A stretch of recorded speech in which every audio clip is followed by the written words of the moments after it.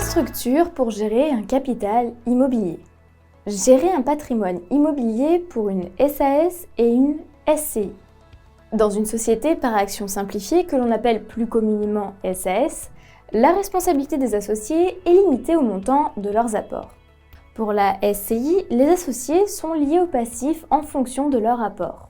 Le fait de créer une société par action simplifiée ou de transformer une SCI en SAS va notamment permettre de limiter plus facilement la responsabilité de chaque associé. Sachez que cette forme de société vous permet de bénéficier d'une grande souplesse pour vous permettre d'adapter la structure juridique en fonction de chaque projet. De plus, dans ce cas, il n'est pas obligatoire de faire appel à un commissaire aux comptes, ce qui est plutôt avantageux. SARL, EURL ou SCI, que choisir ? Il est important de prendre en considération que la responsabilité des associés est uniquement limitée à leurs apports au capital au sein de la SARL. Cette responsabilité limitée des associés va vous permettre notamment d'associer un mineur alors que dans une SCI, ce n'est pas possible, sauf si vous faites appel à un juge des tutelles. De plus, notons également qu'il ne faut pas oublier que dans la SARL comme dans la SCI d'ailleurs, le commissaire aux comptes n'est pas obligatoire. La SCI permet notamment de choisir son mode d'imposition, c'est-à-dire soit l'impôt sur le revenu, soit l'impôt sur la société. Dans tous les cas, l'activité de la SCI doit être civile.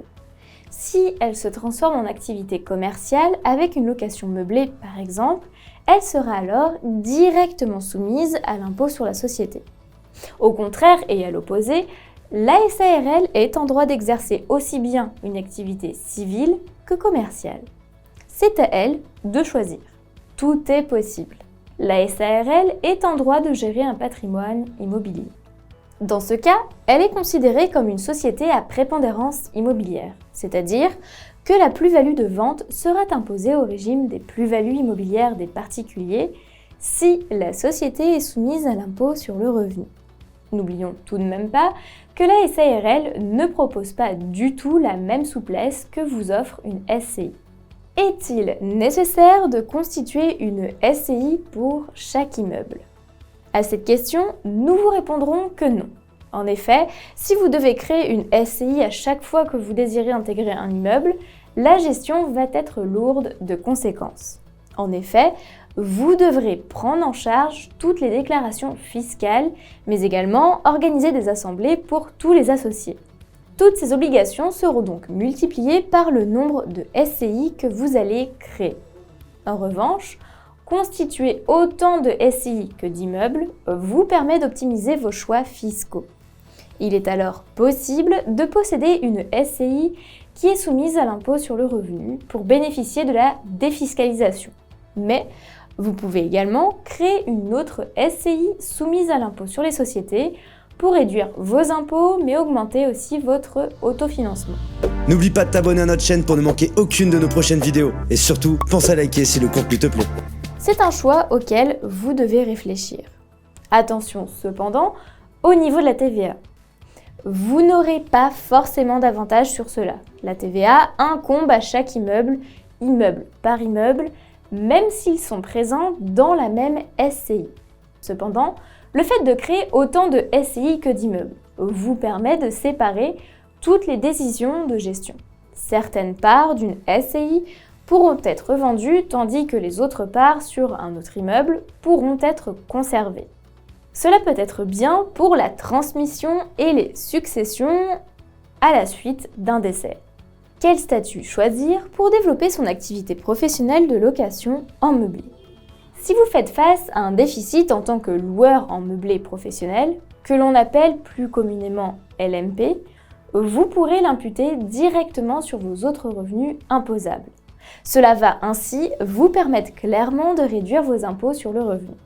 Le premier choix porte sur la SARL de famille avec l'impôt sur le revenu. Vous pouvez, dans ce cas, bien évidemment, imputer votre déficit au revenu imposable auquel vous êtes soumis.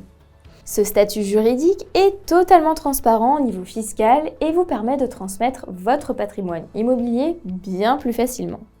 Attention cependant, si vous désirez et prenez la décision par la suite d'ouvrir votre SARL de manière classique et non plus familiale. Cela signifie donc que vous acceptez de nouveaux associés étrangers au cercle familial, donc des tierces personnes.